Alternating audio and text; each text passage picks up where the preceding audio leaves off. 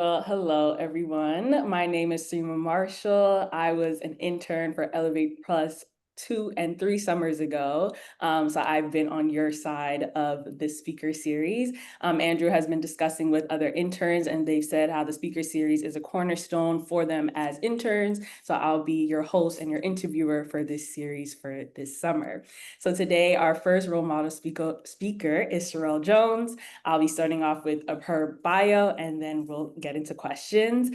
If you have any questions, please put them in the chat, and at the end, we'll do a Q&A so that you can directly ask her any questions. So Shirel Jones is a choreographer, teacher, artist, and creative entrepreneur whose work centers on early childhood arts education movement and storytelling. She holds a BFA in dance from the California Institute of Arts, Cal Arts, and has built a multifaceted career that bridges performance, education, and digital media. She's the founder of Little Dumplings, a platform that uses ballet and play-based learning to help young children explore their emotions, creativity, and self-expression. So our role model speaker today is Shirel Jones. Hello.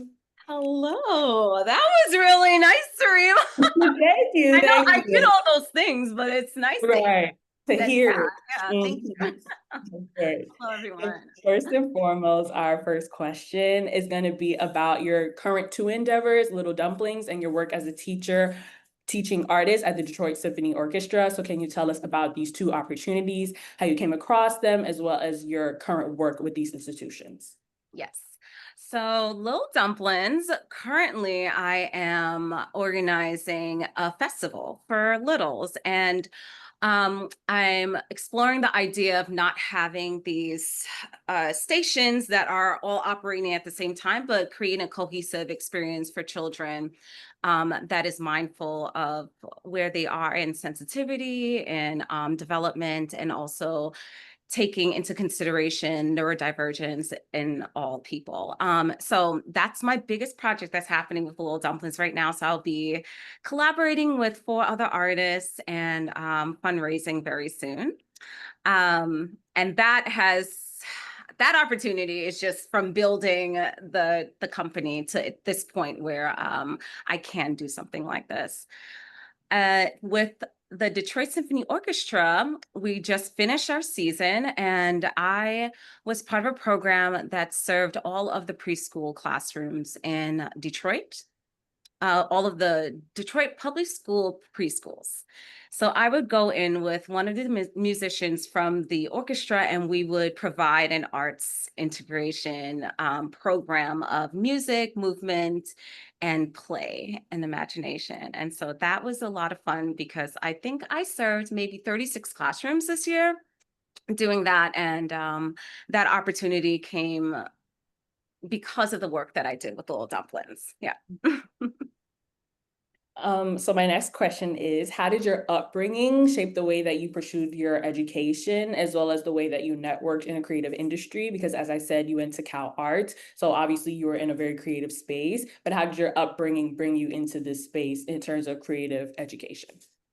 I really love that question because I think I went against the grain of what my upbringing actually was teaching me. So a lot of the things that I heard are these old school ways of thinking of like a little girl must be or a child must be seen and not heard, or wait until you're spoken to speak. And because I was in ballet, it kind of gave me a way of self-expression where I didn't have to ask permission. And also, I was told exactly what to do. So I kind of excelled in that. Um, and so from there, the ballet kind of opened up all these other doors for me, education wise, because um, of my talent. I had a natural talent and people saw that. So I was able to go to performing arts high school and then able to go to performing arts college. And from there is where I really learned how to network. So I have a story that I wanted to tell everyone. I My freshman year, I was asked out on a date, and I it was with this actor. He was a working actor, and he was like, "Hey, would you like to go on a date? We can, whatever. We're going to dinner." So I get there, I sit down at a table, and I look up, and it's Tia Maury. I don't know if any of you guys know Sister Sister. at that point, I had never been to a real dinner where you were like just kind of networking and talking and just I didn't know how to do that, and I didn't realize that until I sat there and I said nothing that entire dinner, and that mortified me, but it also it hit a switch for me because I was like, how come I didn't know how to communicate and to collaborate in the conversation with the other people there? And so from that point on is when I started to learn the art form around like, how do you talk to other people that you don't know, which was something I wasn't taught growing up. I felt very shy. I always waited. I waited for somebody to engage me before I engaged. So I think during my time at Cal Arts is when I really studied people and studied how to network, essentially. Yeah. And that's kind of a perfect segue into my next question about kind of maximizing your time at college. And I think that that's just like a great story to have is it's kind of a extracurricular activity learning how to network. So was there any clubs or any other things that you did while at Cal Arts, or were there any classes or even ones that you didn't enjoy that you also learned lessons from?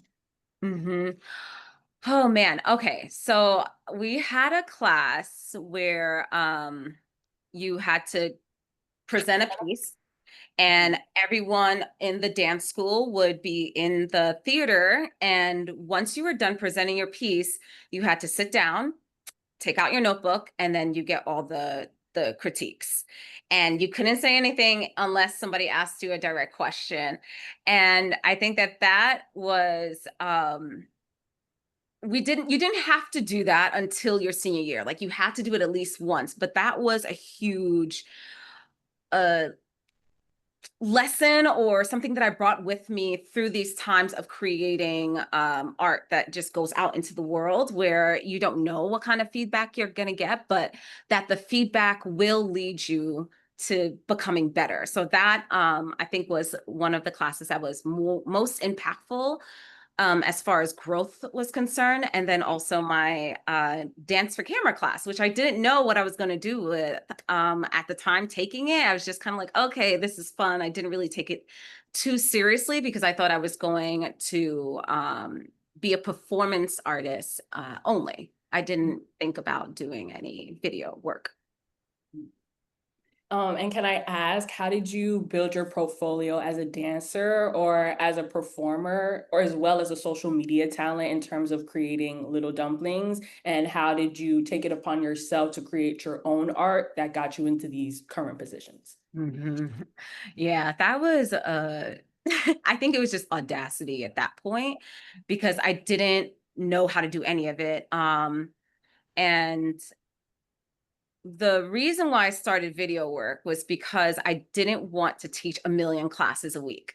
So I thought to myself that, oh, maybe I can make one video. And it just so happened that the first video that I made for littles was right before the pandemic happened. So it was in the editing process while everything was shutting down, and then it was released, and I noticed that a lot of other artists started to create works for kids, and I or they were doing these Zoom classes mostly, and I was kind of pushing back on that because I wasn't sure like if it was something I wanted to do or it was like another thing to do. And then I thought like, okay, well, what if this is a perfect opportunity to bridge the gap between the kids that you had in New York City and now that you're in Michigan. Like, what if it can be this new thing for all the families that have been like, oh, we miss you, we wish that we can still take your class. And so I started the Zoom classes, and then from there I was recording the Zoom classes like we are now, and sending them out to the families, and then I started to review them just for my own, growth, just to see like what things I needed to improve on the next class I was doing. And I was like, oh, these can be clips within themselves. And then taking it a step further and saying, well, if they're going to be clips within themselves, then maybe I can shoot them into something that lives as its own entity in a way. Uh, and yes, so from there, I just started releasing those. And then the Miss Shirel character kind of grew and became popular within my city, and um, through grants and such, and working with different people was where I was able to get these opportunities. But I really just took a chance and Right. just like kind of followed where the signs were pointing and just experimented. I gave myself the chance to experiment. And I think that the unique part of that is because it was during the pandemic and there was so much room to experiment and do all these things that I did it without the other opinions or other voices telling me. I wasn't checking in with anybody about doing it or why or anything like that. So So it's kind of the audacity, as you said, confidence, experimenting, and also time. Like you had the time to prepare as a student,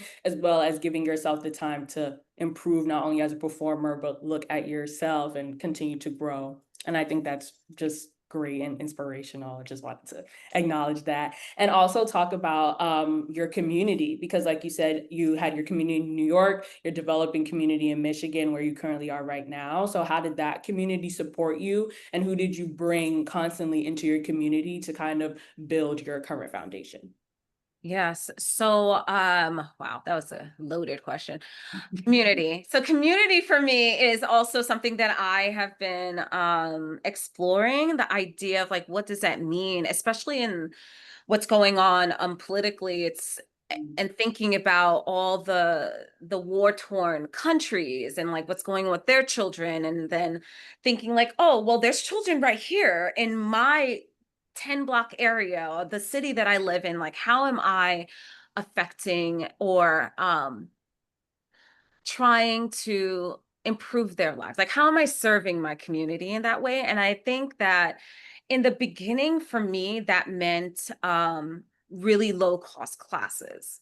So I think when I first got here, it was like maybe $10 per child for my class. And um I never made people sign up or commit to a long period of time. It was like a lot of drop in. And then as it became more popular and I couldn't hold that many people, then I started to like, okay, well, this will be play and, arts class, or, this is a music and movement class, and this is the pre ballet, and this is the ballet class. And these are the classes that will take more of my skill set and not like of more of an ease of for lack of better term, like I'm on autopilot when I'm teaching these classes. Um, and I think through that, and then working with local uh, organizations such as Living Arts here, which serves the Southwest community, um, I was just able to grow in a way that I wouldn't have had I been by myself. And that was through word of mouth too. So it wasn't necessarily the families telling other people. It was the arts educators, I mean the arts administrative people, and teachers telling families. Mhm. And so that kind of grew my community with creating trust between them. And they knew that if they were to send me out to serve a community or serve a classroom, that they would get a quality experience, and that uh, I would represent them in a really great way. Yeah. And I think as a teacher, you're supporting your students and you're a mentor to your students. So when you were a student or just entering the workforce or this creative space, who was one of your greatest mentors? Or I know that we had previously discussed how you had an assortment of various different people who helped you. So could you name those people and how they moved you along throughout your career? hmm I would say first and foremost, Charles Dickens' Great Expectations. When I finally read that book, that changed a lot for me. And doubling back to what you were saying as far as like culture was concerned and my upbringing was concerned, like I had this mentality that if I was just good enough, if I Mhm. just like did everything that I was supposed to do, that I would get the opportunities that I thought people who did that, who were successful, did. And after reading Great Expectations and realizing that a lot of that you create your your opportunities. You go out and you get it. You work hard, but you're not waiting for someone to just hand it to you. And I didn't realize how much of what I was doing was waiting on opportunities instead of creating them and working toward, like truly working towards them, not quietly working in my own bubble that I created.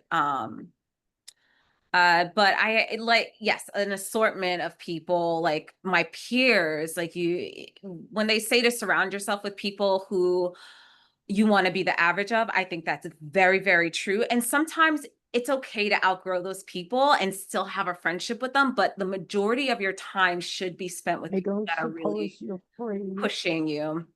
Um, and I think that once I got a handle on that, just idea that changed a lot for me too, because there's sometimes like when I first began business and I would go to these meetings and people were just like, what is business, what's an LLC, like how do you just start, like those questions were very, very relevant. And then once I started taking action and taking steps, I realized that, oh, these meetings are no longer serving me. I need the next level up. And I think that that's also in personal relationships. Not that I don't have like lifelong relationships that I'll never give up. I'm not measuring my relationships or friendships across that, but there are relationships that you should be thinking of to push and help you grow. No.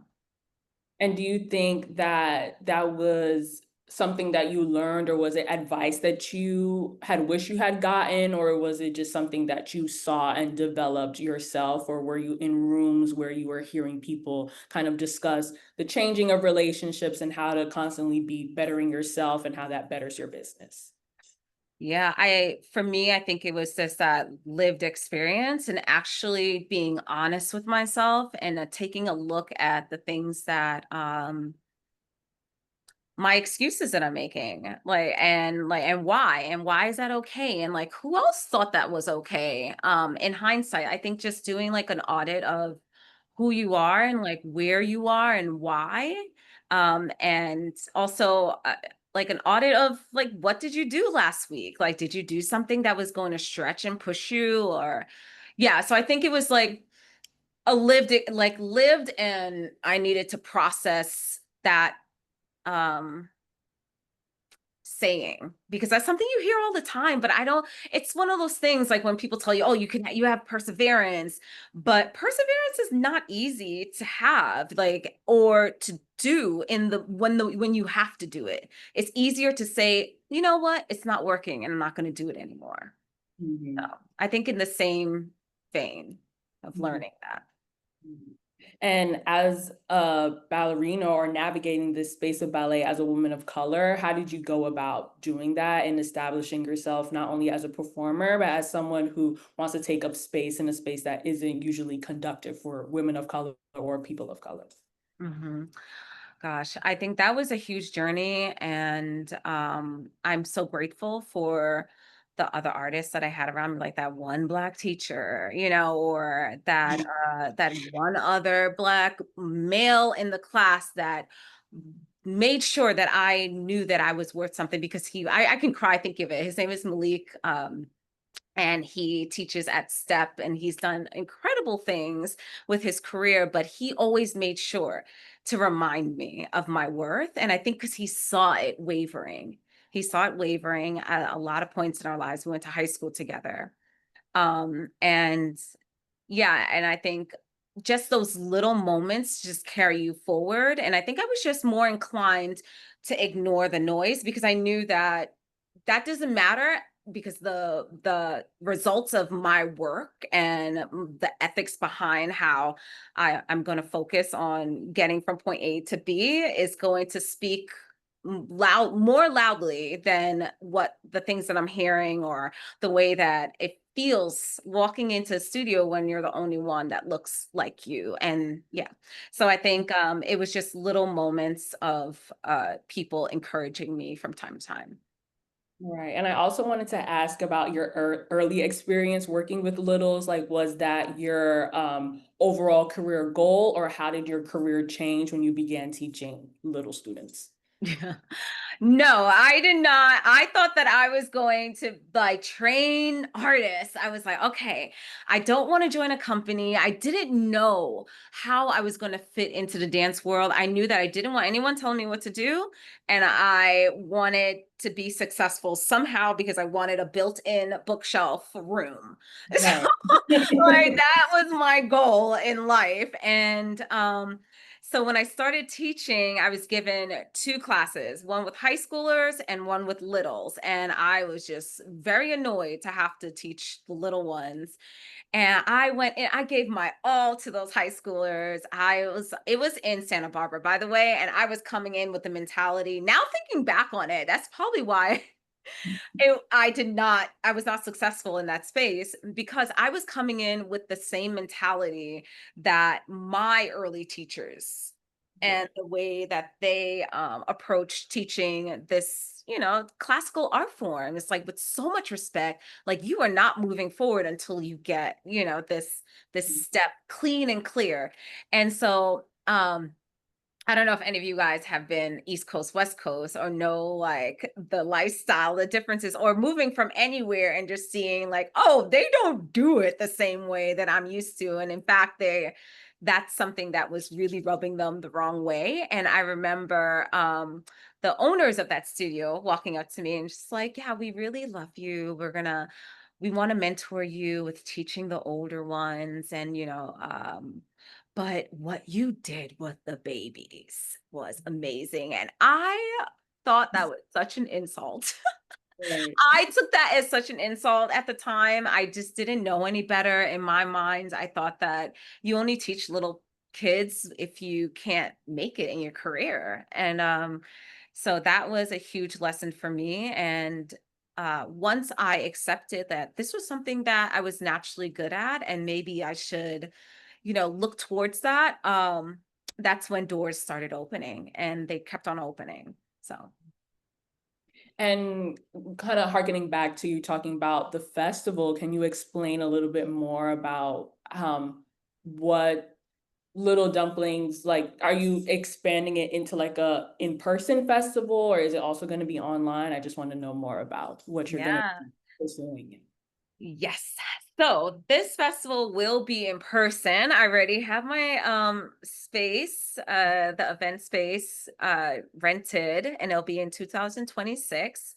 Um and the special part about it is that we will make online videos and resources for teachers to use in their classrooms, and also for at home moms or whatever have you. Like there will be like little shoot offs that so that we can have multiple points of access. So the initial festival will be in person, but it will have lots of experiences that will be virtual and hybrid in its form. So I'm really excited. And this is a new thing. This is me pushing myself to like, okay, like now that you've done this, can you create a space where eventually other artists that are up and coming like you are and that are exploring like what it means to be a content creator but for classical arts and like social emotional learning, like what does that look like and how can we reimagine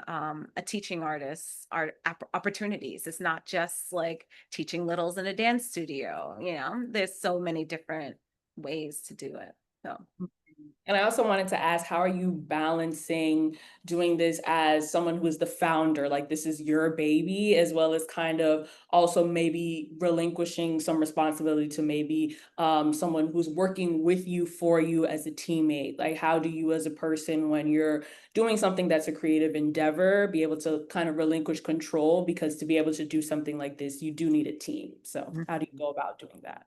yes. So I feel very lucky to have longtime friends that like one is a child psychologist and she works with the audience that we are targeting.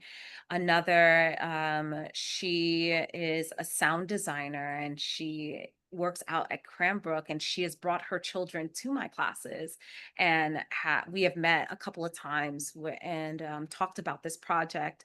So I think just making sure that you're with people that are like completely in alignment and that you trust, and that I I think the biggest thing is when you're having a conversation with someone and they take your idea and they expand on it in a way that you wouldn't have seen coming at all. And I think that that's a really good marker for someone that you should figure out how to work with. And there's synergy there. So I've been really lucky because this is something that I've talked about for a long time. So I've been engaging people in different at different points about creating this festival. Mhm. And can I also ask about, I guess, what was a entry level job or internship or something that you did at the very beginning that either changed your perspective or made you double down on your career in performing? Yeah. That would have to be living arts. I'm still a teaching artist with them, and that program is similar to what I do with the Detroit Symphony Orchestra, except I work directly for 8 weeks with the preschool teachers, and essentially coaching them on how to create arts informed lesson plans. So if they're trying to get the kids to read something, well, not read because these are littles, but the beginning of reading is learning sequential language. So we would use movement, like if they can do a movement sequence, and how long can we get that sequence to go on before their attention span is gone? Like it's just early learning prep. And I think that that really changed the way that I approach all of my work with little dumplings, and all of my work in general with teaching little ones, because not only before that I just knew that they were little. I didn't know anything about child development. I didn't know anything about where any markers that needed to be met. I didn't know anything about any supports that they might need physically or mentally, or like how, or even with their sensibilities, or what is that called? Like to sound and stuff? Yeah, yeah, yeah. Yeah, yeah, like your Yeah. senses, right? Uh-huh. And so when I worked and trained with Living Arts, their Wolf Trap program, that's when it just like opened my eyes to a whole new world and a whole lot of layered considerations in teaching children, even if Mhm. it's just ballet. Yeah. Right, right. Mhm. And that was your, like, first job, like, right out of college, or was there any, a time or a period of moment when you were maybe didn't have, like, a solid job? Were you working, like, creatively or in between? Like, kind of giving advice, I guess. I know, like, right now, this current climate of trying to find a job is, like, insane, and it kinda creates a lot of anxiety for young people. So how did you handle moments like that where you may have not have been in a traditional job, but you were doing something else? Yeah. I what did I do? I was a cleaning lady for a gym. And while Mhm. I was doing that, I was teaching a ballet class in Long Island. So I think I was making $10 or $12 an hour there, and $20 per class there.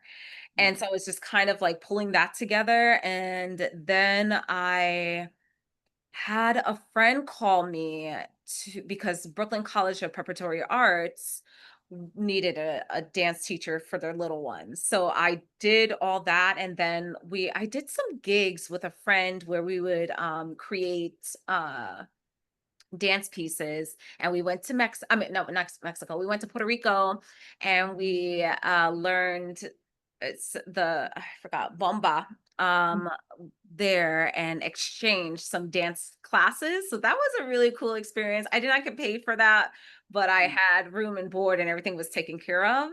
And so I think just saying yes to those kinds of experiences, and also like I danced in the train station once by on 66th Street, and we did a modern dance and collected some money. So I think coming out of Cal Arts too was a weird thing because, oh my gosh, no, my first job, I just remembered. I the stunt doubles. I Yeah. trained with a stunt double team, and then we would go out and do performances. No I feel idea. like I lived too many lives. I just remember that. I have not spoken about that in so long, but yeah, that's what I did. That was my first job out of college. Right. It's the yes and of things of kind of like, anything that, and I also think it's kind of like whatever kind of aligns with you at the moment, it will get you to another place. So I think that that's really cool. I can't even Like imagine. the necessity of that. And also I was like, but I am moving, so Right. I don't Yeah. know. It was a time, but I think it's such a journey, and the things that you think you want to do now can change as you start to do them. And I think to give yourself permission to know that that might be true, and that you're collecting different kinds of skills and knowledge and perspective that you can carry on to the next thing, I think is the scariest part and the most jolting part about when you begin life after school. Right. Definitely. And I also wanted to ask if there's any questions from our interns, whether in the chat or you can unmute and ask any questions.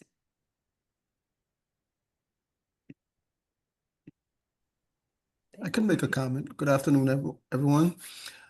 Without putting my internee on the spot, I think Shirel mentioned this earlier, but one of the opportunities as well in my relationship with my mentee as a supervisor is having them think critically on what their areas of training wants to be now compared to 5, 10 years down the road. It's going to change so many times.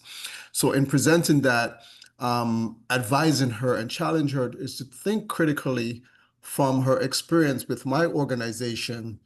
What can she get? Always thinking and keep a Rolodex in the back of her mind in developing resources, partnerships, relationship, gathering information on what she thinks or believes her area of career choice is now and getting as much knowledge in that area because you want to prepare yourself. It could be, and back to myself individually, growing up, I wanted to be in the business arena, but in my internship, in my volunteer work, I decided I wanted to be in social work. So I started my college career at Syracuse University studying business manager, ended up going to a smaller college and realizing that I wanted to be in social work just by my experience in working with preteen and teenagers in that arena.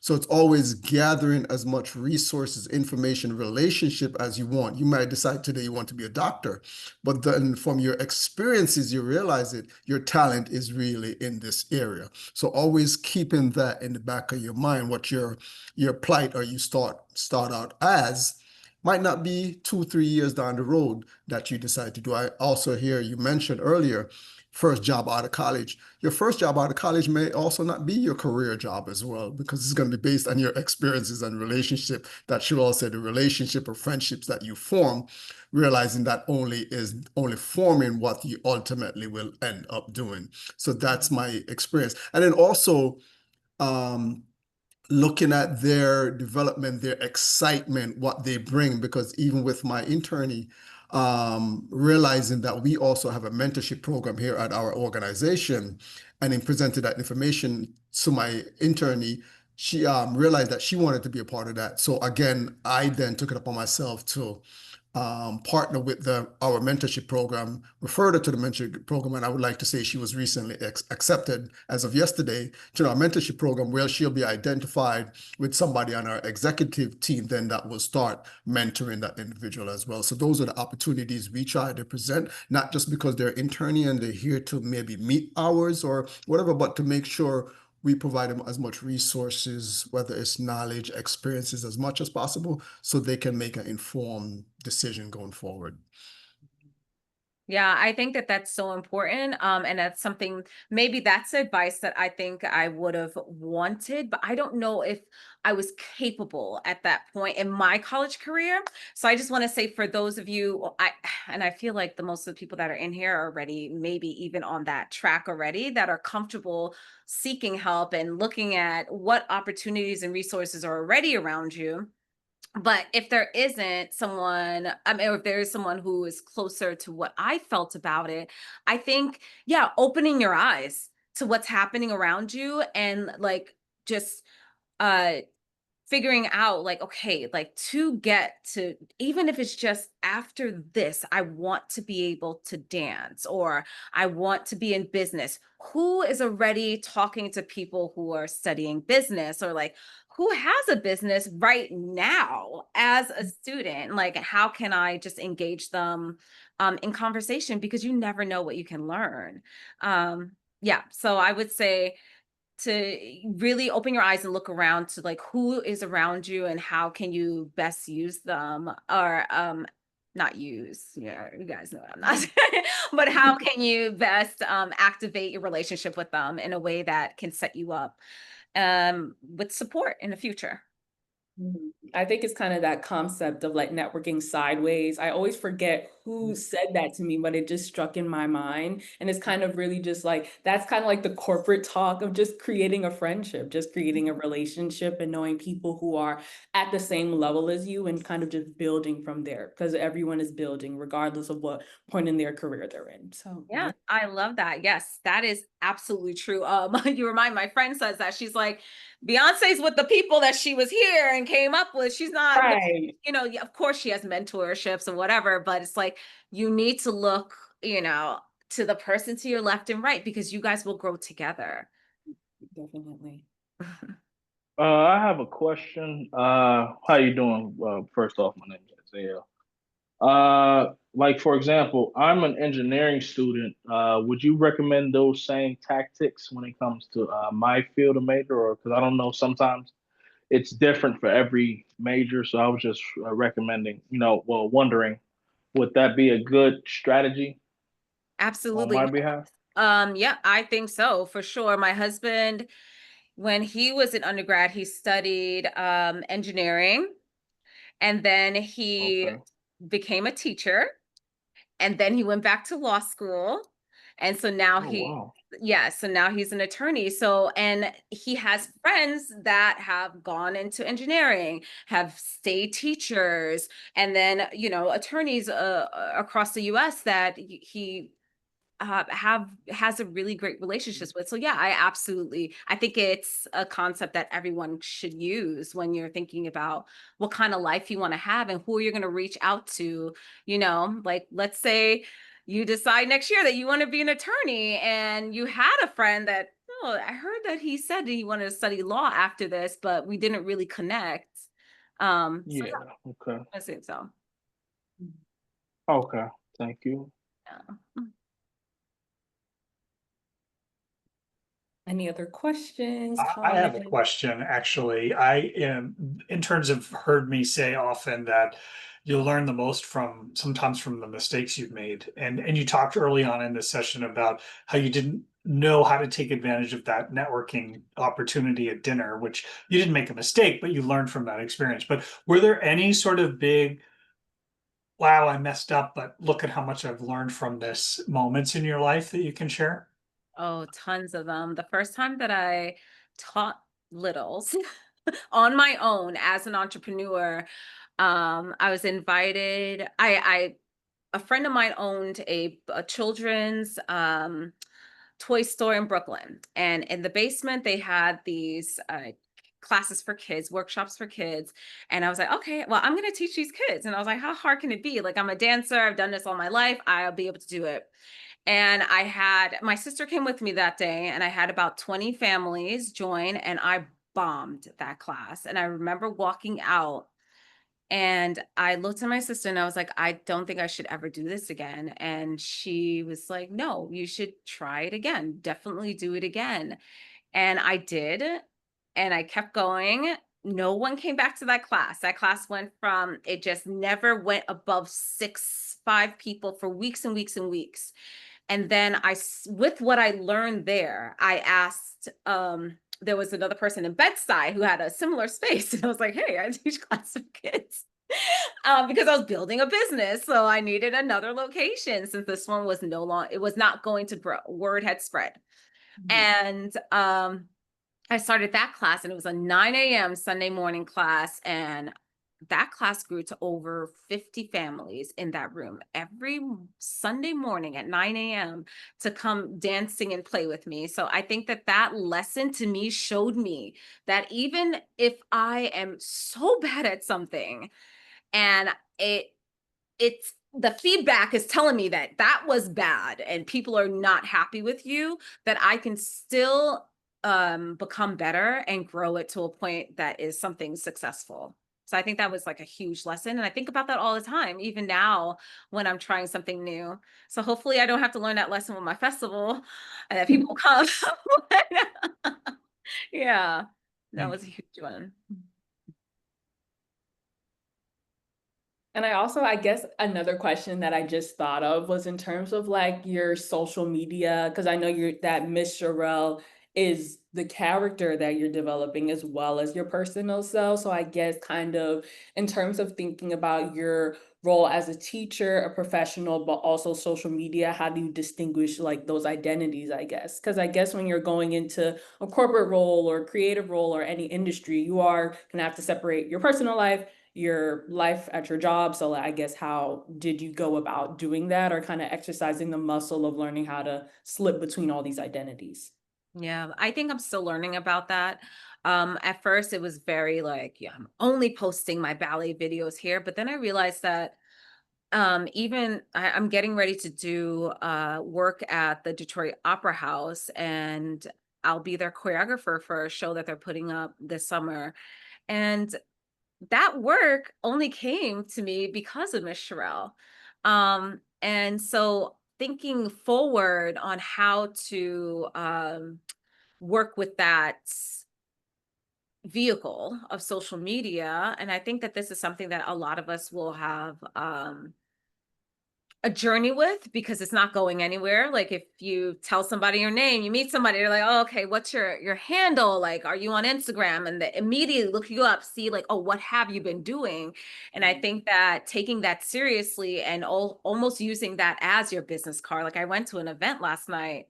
I met somebody who runs programming at Henry Ford, and literally he was leaving, and I said, I'm so sorry I didn't get to talk. I didn't know who he was, but he hands me his card. But as he handed me his card, I had already tapped in my Instagram handle to his phone, and he looked at it. You see him scroll, then he looked up and was like, hey, we're looking for different kind of programming. So that's going to be another opportunity for me. So I think just being very careful with what you have out there and making sure that no matter what, it's all presentable in a way that is professional on some level. Like there is going, I just don't believe that there should be anything like on there that you wouldn't want your boss seeing. And I think that now, instead of it being our economy, especially as creatives, are not driven by like what the company wants anymore. It's like, who are the people that buy from the company trusting, So yeah, I think being very mindful of that and figuring out how to make it all encompassing.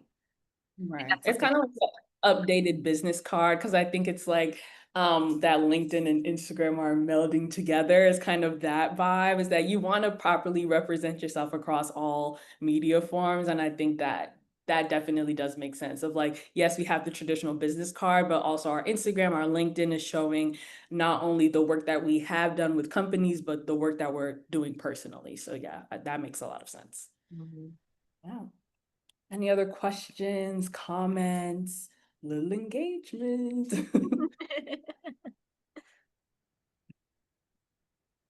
I have a question. So thank you for sharing about your early experiences. I can't even imagine what you did in that stunt position. So that must have been pretty interesting. But as one takeaway from that early on experience, I mean, is there something that you wish you had told yourself when going into that? Oftentimes we see students or interns, they find a job or an internship, but it's not in their mind that ideal job or that ideal opportunity. And they kind of begin to, almost beat themselves up that that wasn't, they need to be working for the Googles or the sexy big brands, and they only landed this opportunity. And it often is a stepping stone, right? And you're gathering those skills and those experiences. So with that experience, when you landed that first job, that obviously, as you said, you were moving, but wasn't necessarily moving in the way you wanted to. Is there anything that you wish you had told yourself, like, and giving yourself a little bit more room for self-understanding and, what that experience was? Yeah, I think I definitely wish that I made a point to stay connected with those people, and not just walk away from that experience like, oh, thank God I'm not doing that anymore, because now I'm in media and most of them wanted to be on television. So I'm sure that out of the 12 of us, that some of them have to be in television at some division of it. I'm pretty sure that they're doing something that I could have reached back out and like, hey, I'm starting a media company essentially. This is what I'm not understanding about video work, or what I'm not understanding about how I'm interacting with the camera and why it's reading this way, and so I wish that there's a lot of relationships that I walked away from that I wish that I maintained, and I walked away from them thinking like, oh, because this is not what you want to do. So I don't even need to think about that anymore. Yeah. Mhm. But also too, I think something in my very like kind of short time is that it's never too late to reach back out to. Like if you have their information or if you just come across them on Facebook or Instagram or LinkedIn, it's always kind of like a nice reminder, I guess, to be like, oh, remember when? And it's always like it's never too late to kind of make that connection again. And I think a lot of people are always open to the very fact that you even remember them, that in itself is kind of like a great joy. And it's like, oh, this person remembers something or they saw something in me that was all that they have continued to bring or grow. So I think that's also a great point to bring up too. Yeah. And that opportunity is even more tangible now. Like that was back Yes. in MapQuest days. Like I was printing out, Oh, so I was printing out directions. So I don't remember them, but yeah, that's a great point that there are people that I could reach back to. Yeah, and that you should. Like if you're thinking about it, it's nice. Any other questions? I always love to know what people do for fun, Shirel, when you're not doing all of your various ventures. What do you do for fun? I love television. I love especially watching horror movies. And so I do that. And then I live in a really old house. So there's tons of projects to get done. We have like, what do we have? We have peach trees, we have cherry trees, we grow so many things. So we spend a lot of time outside and yeah. So other than that, I'm always like, I'm on like I'm always scheduled with one of my kids or my husband or somebody to watch something. So they were like, after you do that, would you like to watch one of our shows? So yeah. That's great. Thank you.